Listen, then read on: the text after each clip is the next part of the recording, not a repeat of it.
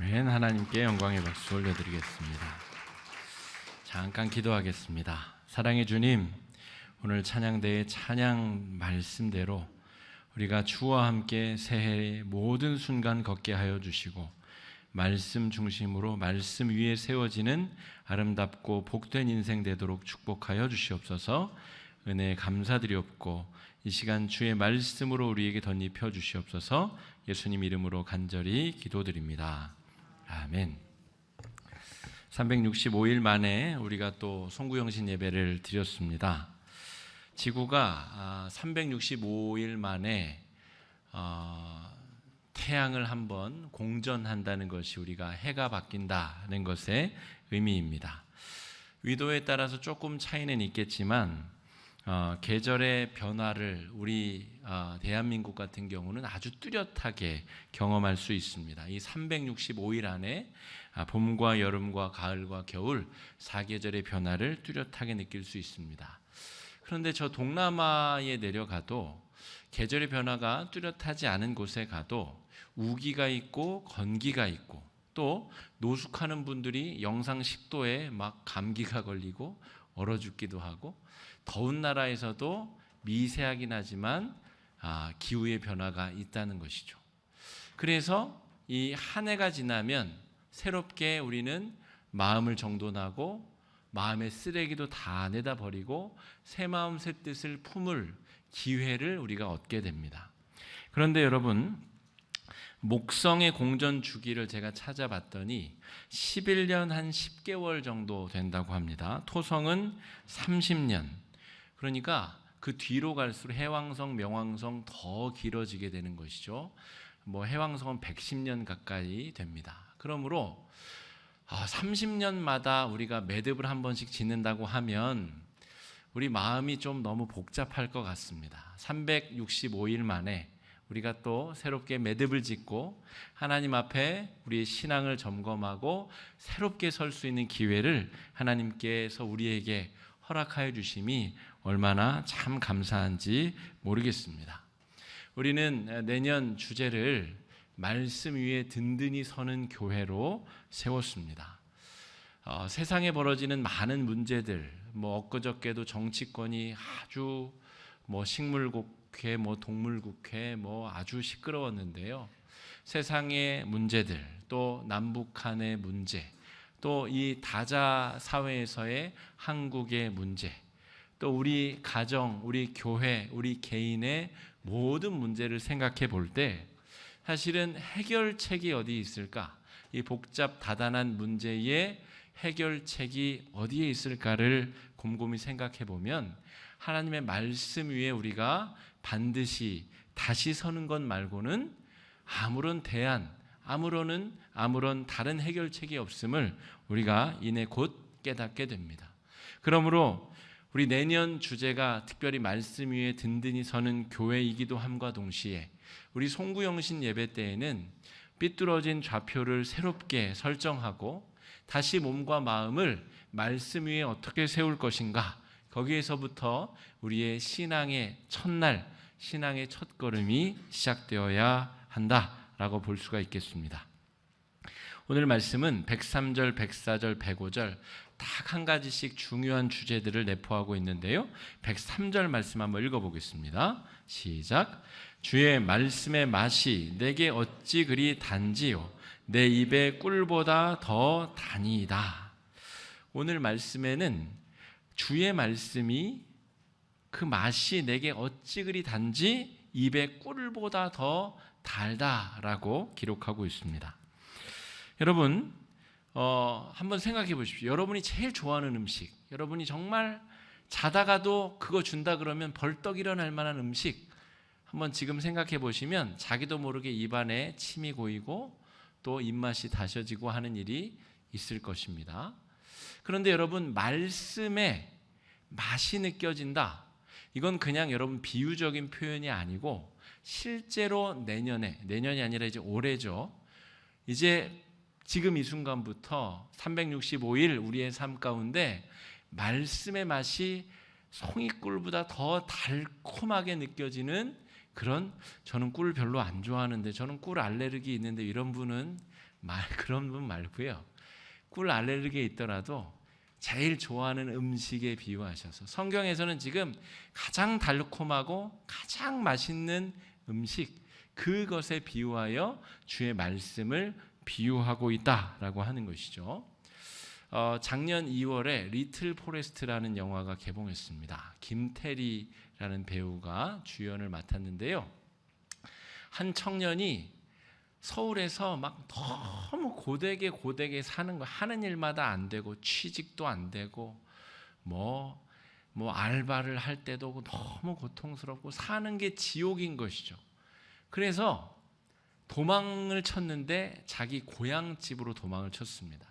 그 고향집에는 아빠도 없었고 엄마랑 단둘이 이 유년 시절을 지냈었던 기억이 있는, 근데 그 엄마가 요리를 너무 잘하는 거예요. 그 엄마와 함께 고등학교 때까지 싸우고 지지고 볶고 살았었던 그 집으로 돌아가는 얘기예요. 그런데 그 엄마는 이 아이가 고등학교를 졸업할 때쯤 호련히 집을 떠납니다. 자기 인생을 찾아서. 그리고 이 딸도 이 서울 또 이 도시에 와서 힘든 생활을 방황하다 다시금 돌아와서 옛날에 엄마가 해줬던 음식, 그 음식들을 자기 혼자 해 먹으며, 혹은 엄마가 해준 음식에 자기의 감성과 자신의 요리 실력을 더해서 요리를 하나하나 해 먹으면서 친구들 관계 속에서 모든 염려와 문제들이 해결되어 간다는 그런 내용입니다. 거기에 이런 부분이 있습니다. 요 딱 겨울에 눈이 올 때는 수제비를 만들어 먹어야 된다. 그러면서 밀가루를 붓고 막 반죽을 해요. 그리고 나서 반죽이 숙성될 때까지 2-3시간 있어야 되는데 그때가 딱 눈쓸기 좋은 시간이다. 그리고 밖에 나가서 그 여자애가 막 눈을 치워요. 그리고 꽁꽁 얼어붙은 몸에 따끈한 수제비 국물을 집어넣으면 그것이 회복이다, 치유다, 이런 대사가 나옵니다. 그런데 그 맛이, 그 음식이 사람을 치유한다는 것이죠. 그런데 오늘 말씀은 주의 말씀이 맛이 나는데 그 맛이 아주 달콤한 꿀보다 더 달콤하다라고 하는 것이죠. 여러분, 이 말씀에서 맛이 느껴지기 위해서는 그 말씀 속으로 들어갈 수 있는 그 상상력과 또 창조적인, 그리고 아주 주도적인 능력이 필요합니다. 제가 가끔 제 아이에게 책을 읽어주는데요. 대부분은 엄마가 읽어주고 제가 가끔 읽어주는데 오늘 아침에도 제가 책을 읽어주면서 그런 생각이 들었습니다.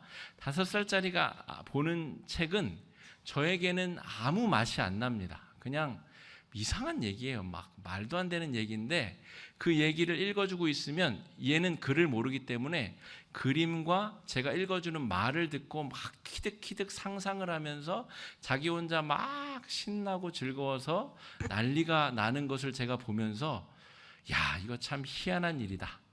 이 아이는 이 책에 완전히 들어가서 몰입하여서 함께 이 책의 주인공과 함께 놀고 있구나라고 하는 것을 제가 느끼게 됩니다.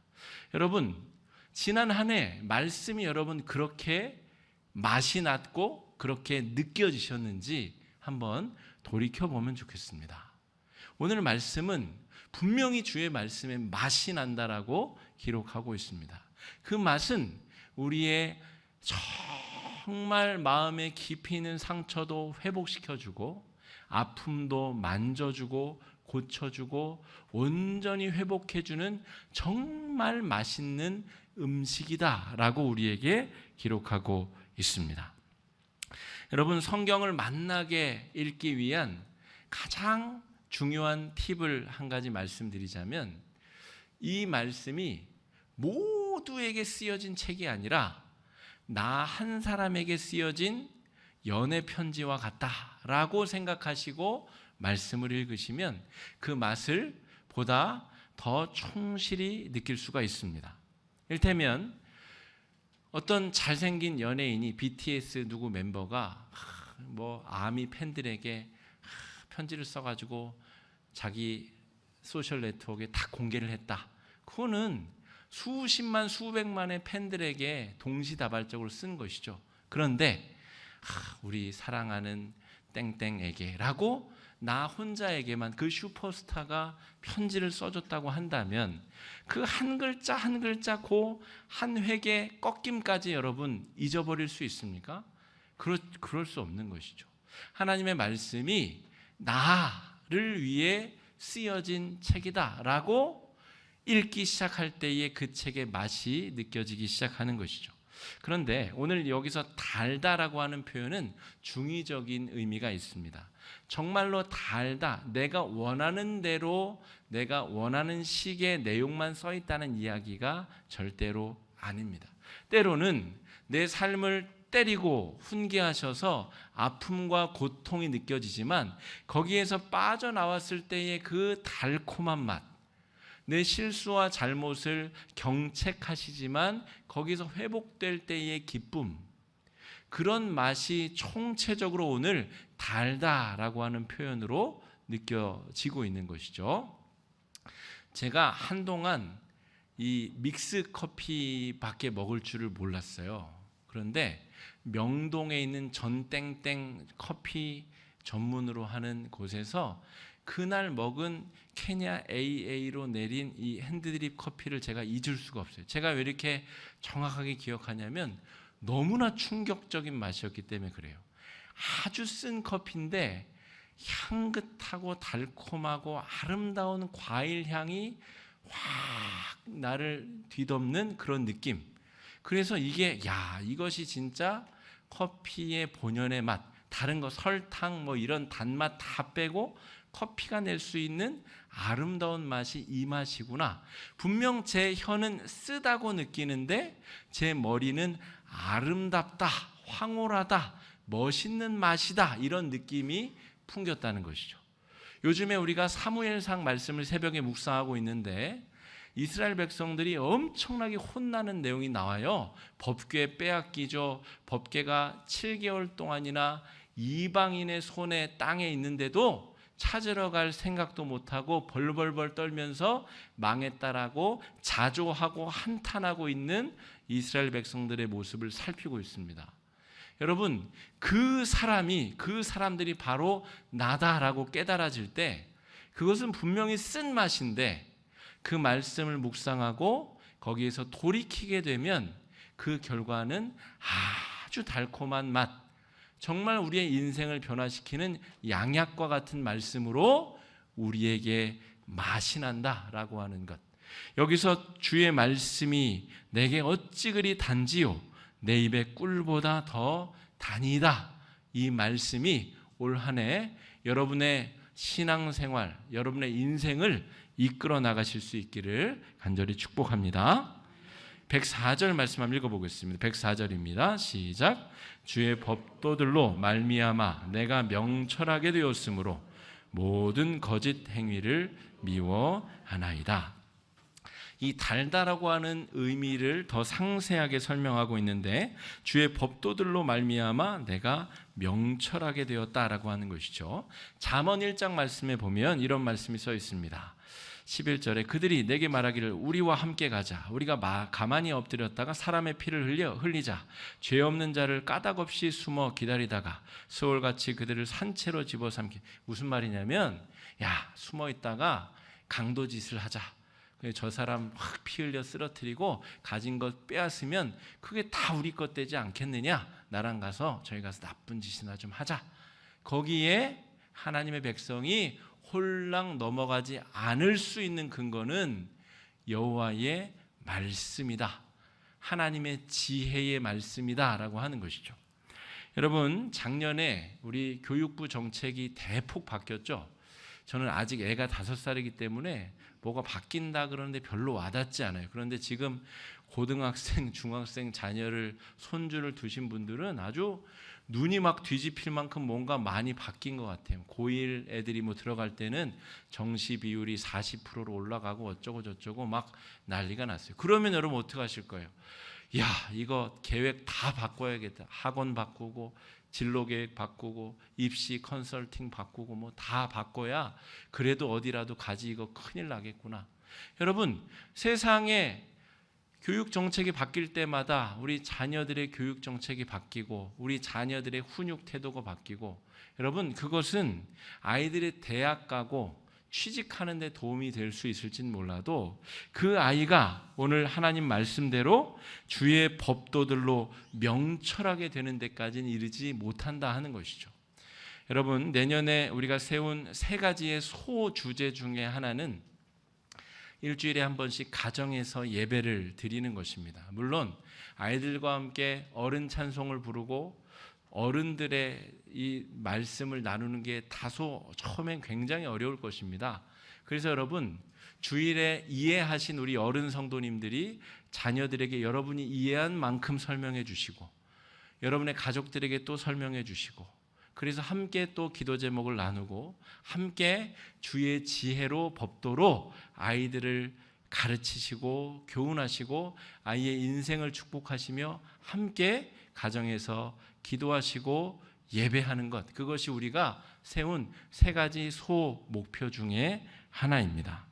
여러분, 이 세상에 아이들이 부모 품을 벗어나면 어떻게 아이들을 가르치고 다스릴 수 있겠습니까?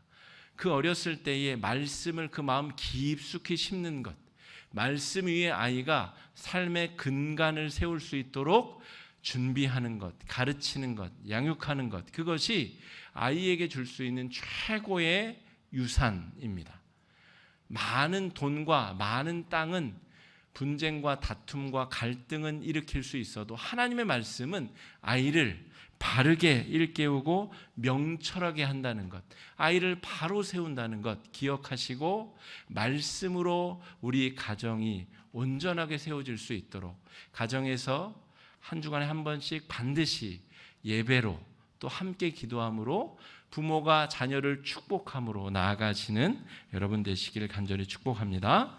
우리 105절 말씀 한번 읽겠습니다. 시작. 주의 말씀은 내 발의 등이요 내 길의 빛이니이다. 우리는 하나님의 형상으로 창조함 받은 거룩한 하나님의 백성입니다. 그런데 하나님의 백성으로 창조되었는데 죄로 인하여 타락하여 피조물을 섬기는 존재가 되었다는 것이죠. 나일강을 섬기고 떠오르는 태양을 섬기고 바알과 아세라를 섬기고, 사람의 죄악은 하나님의 형상의 빛을 잃어가게 만들었다는 것입니다. 하나님을 믿는다는 것은, 신앙생활을 한다는 것은 빛을 따르는다는 것을 말합니다. 내 발의 등이요 내 길의 빛 되시는 예수 그리스도, 우리를 죽기까지 사랑해 주시는 하나님을 따라서 매일매일 우리의 발걸음을 옮기는 것, 다시 말해서 사람답게 사는 것, 인간답게 사는 것이 우리가 신앙생활을 하는 본질적인 이유이자 목적이다 하는 것이죠. 여러분, 사람을 흔히 영혼육을 가진 존재라 부릅니다. 육은 짐승과 동물과 사람 다 공유하는 부분이지만 혼의 영역, 지성과 감성과 의지는 사람들의 영역이다라고 부릅니다. 게다가 한 걸음 나아가 이 영이라고 하는 부분은 하나님이 그의 숨결을 통하여 아담에게 또 하와에게 주신, 사람에게만 주신 하나님의 놀라운 성품이자 하나님의 형상이다라고 하는 것이죠. 하나님의 형상이, 하나님의 주신 영이 하나님과 호흡하고 소통할 수 있는 것, 주의 말씀 위에 든든히 우리의 존재를 세우는 것입니다. 그 말씀대로 살기가 어렵기에 우리가 십자가 붙들고 새벽마다 기도로 나아가는 것입니다. 여러분, 그러므로 하나님께서 우리를 거룩하게 지으셨으므로 그 빛을 따라서 우리의 존재를 바르게 세워나가는 것이 우리의 인생의 목적이 되어야 됩니다. 인생의 목적이 아파트 평수나 늘리고 정말 돈이나 더 모으고 높은 자리에 올라가는 것, 그런 하찮은 것으로 인생의 목적을 삼지 않으셨으면 좋겠습니다. 주의 빛을 발견하고 그 빛을 따라서 내 발걸음이 떼어질 수 있도록, 옮겨질 수 있도록 오늘을, 내일을 인도하여 달라고 기도하며 나아가실 수 있는 복된 2020년 경자년 새해가 되시기를 간절히 축복합니다. 다소 말씀이 길었는데도 아직까지 한 분도 안 주무시고 말씀을 들어주셔서 참으로 저에게 은혜가 됩니다. 올 한 해 하나님께서 말씀을 통해서 주시는 은혜가 우리 성도님들과 우리 모두에게 가득 넘치시기를 간절히 축복합니다. 이 시간에 우리 말씀 의지해서 함께 좀 기도하실 텐데요.